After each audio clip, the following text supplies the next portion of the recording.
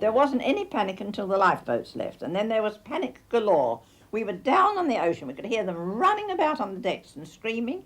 You can imagine people came up from their cabin, went onto the deck, no lifeboat, tearing around the other side. That's when the panic was there. There wasn't any panic at the time I got there.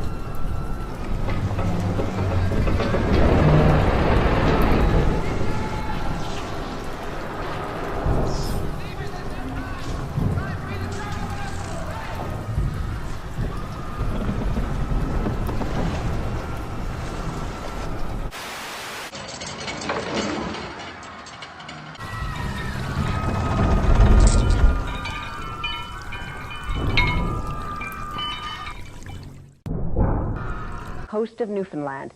The great ship went down after striking an iceberg. Never a trace was found. That mystery was explained today. The Titanic is 2.5 miles beneath the surface. Scientists in a miniature submarine made the discovery early this morning. Mark Gage reports. The Titanic sank on April 15, 1912.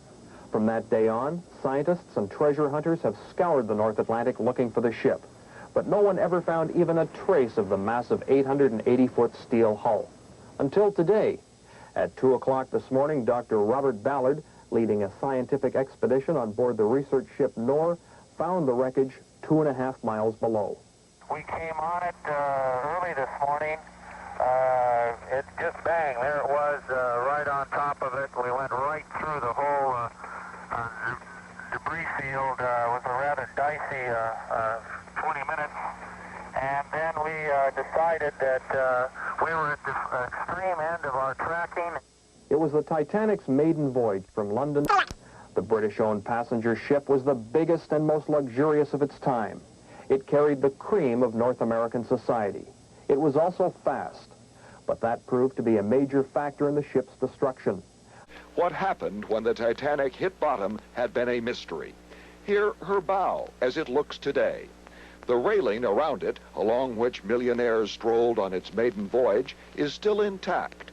But below, there is a giant bulge where the double steel hull, considered impregnable by its designers, buckled and broke when the ship plunged into the total darkness of a deep ocean canyon. From his research ship, 2.5 miles above the liner, the expedition's director, Robert Ballard, described the images historians have waited nearly 3/4 of a century to see. The bow sort of took all the beating, all the damage that was done to the bow was in the under part of the bow, but the iceberg hit it. The length that we're looking at is a good 30 to 50 feet. The remote-controlled robot sub, with its cameras aboard, then moved from the side of the Titanic up to directly above the ship, and more pictures. You're looking straight down. You're seeing the very tip of the Titanic's bow, and a little mast that's coming up towards you is the mast where they put a little flag. The camera then pointed to the bridge towards the captain's window, where the fateful order to abandon ship was given. And the boilers, each the size of a 2-car garage, by the side of the wreck. Ballard is now sure what happened when the Titanic hit bottom. No doubt about the boilers roared through the bow. When the ship went vertical and the boilers broke loose, took out everything in their way. We're still searching for the stern. We can't find it. It does appear to be disconnected. The search for the rest of the Titanic can continue only until week's end, when the research ship leaves for home port, ahead of the North Atlantic winter storms. Terry Drinkwater, CBS News, St. John's, Newfoundland.